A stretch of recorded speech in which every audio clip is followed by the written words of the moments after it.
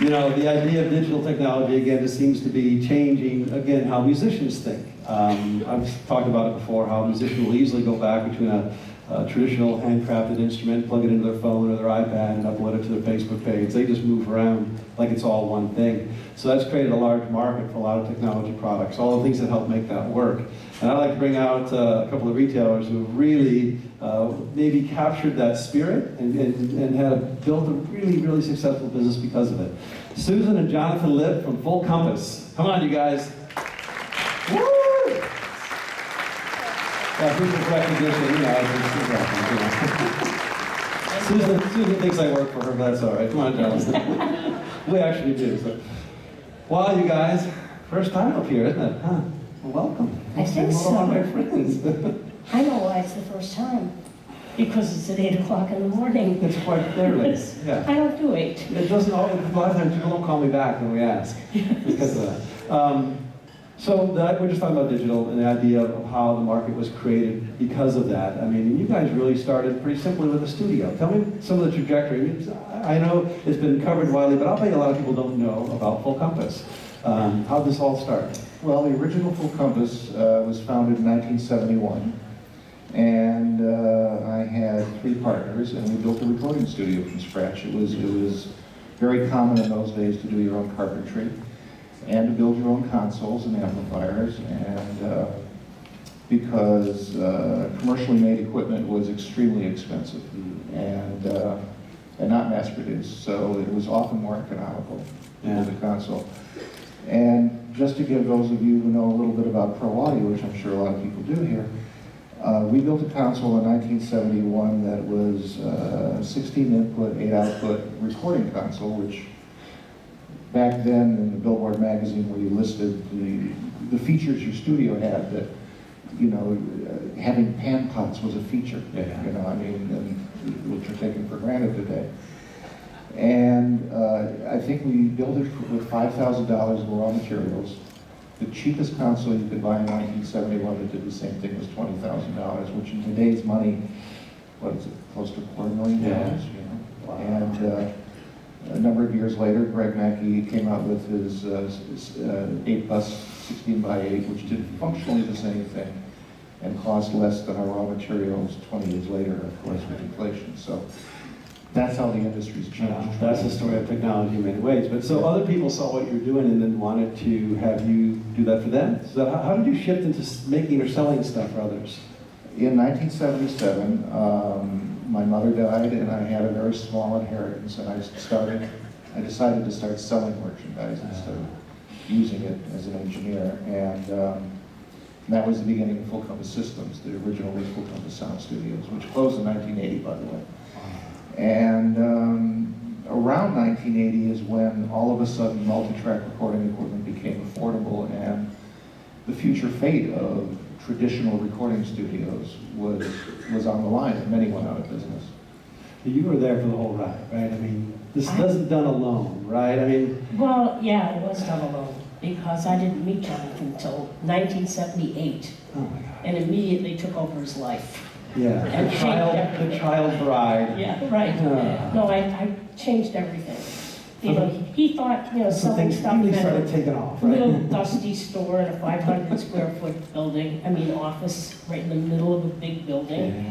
And I said, no, we're not going to do that. And I came Did from you say it theater. tactfully, or did you say it just like that? Yeah, just like that. No, yeah, as tactful as I've ever been. Of course, that's right. So I probably kind of just took over everything and said, okay, now we're going to do it the real way. I came from theater.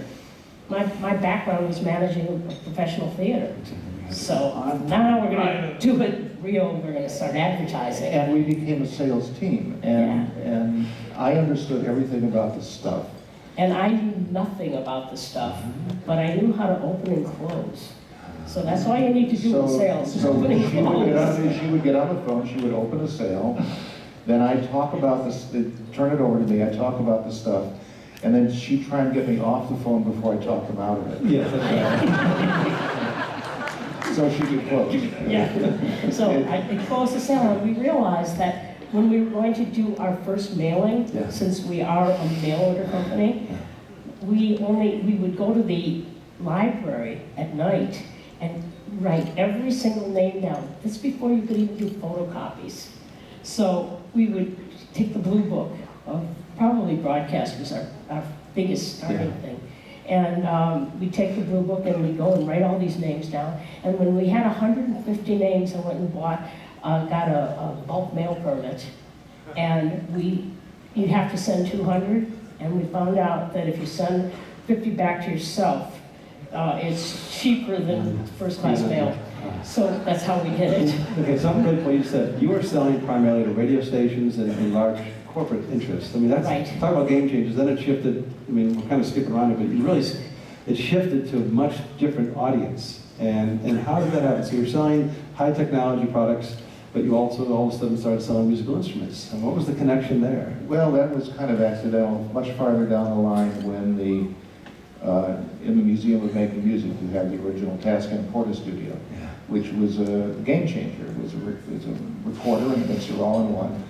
And of course, everybody else got into that business, and there were some very desirable products that came out later on from Roland and Yamaha, which we wanted to sell. Well, that same franchise included keyboards and electronic drums, so it was accidental. It just, you know, and a lot of what we've done has been based on opportunity. We started out mainly selling to radio stations. It was the only national market for pro audio in the 70s. And there were maybe 5 dealers who sold nearly everything nationwide. And it was on that model that we got started, but that's less than 2% of our business today.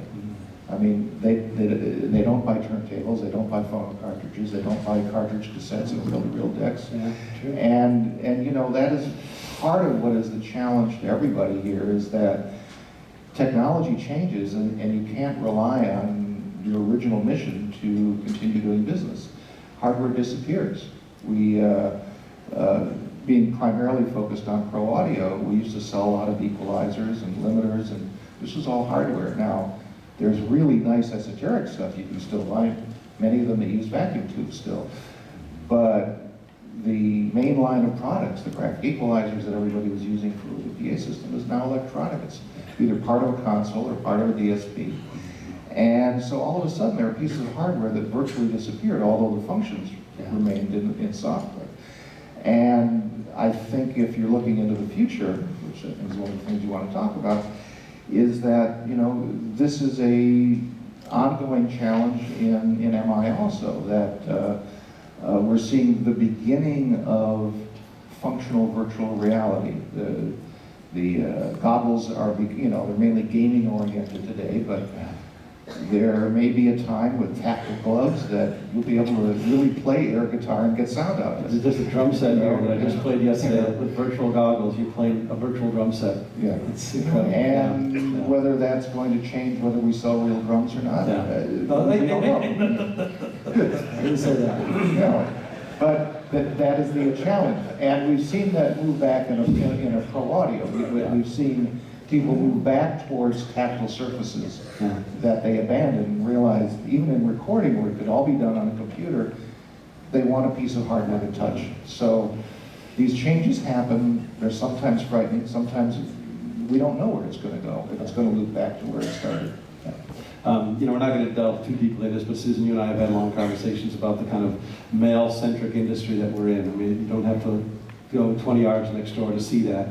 I mean, you've been hugely successful in this business. You've worked together as a great team. I think that's a great lesson for all of us too. You know, and I know that, you know, you and I could have an hour conversation on this, but in one thought, what would you tell the women in our industry to encourage them? I know, It's one hard, thing, one one thought. thought. I know. Let's see if this works. Hold on. Okay, go ahead. I said go.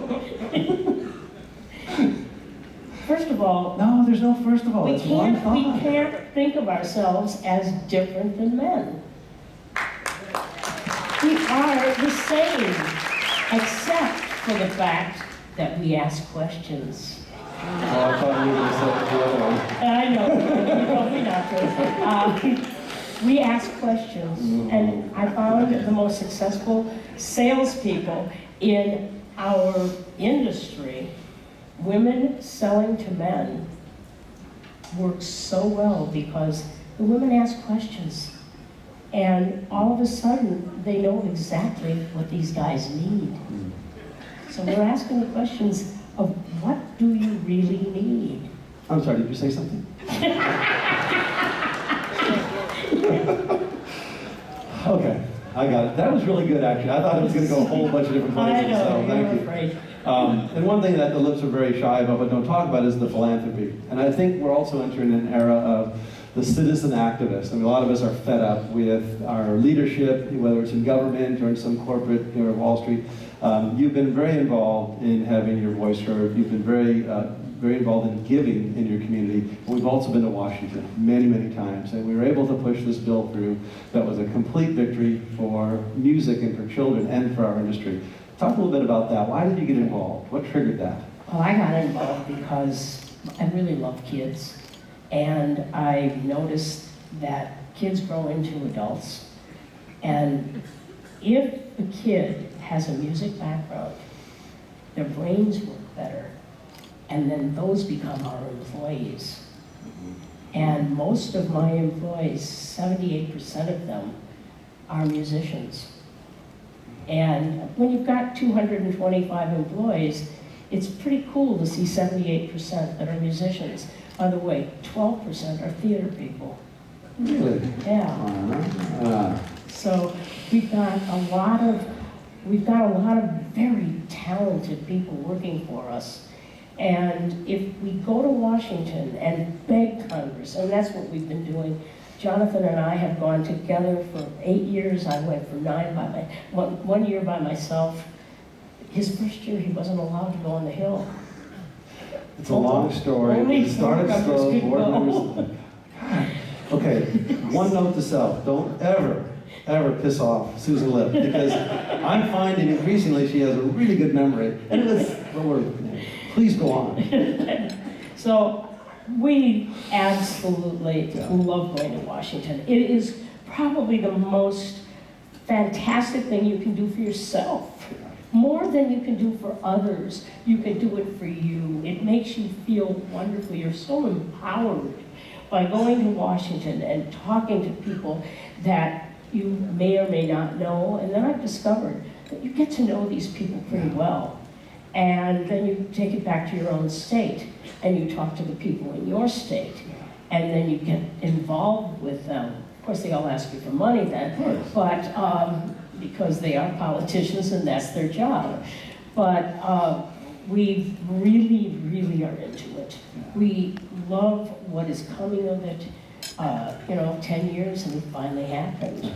It's a long game. So few people have really ever talked to their representatives, and and you're talking about the alienation from a government that most people feel.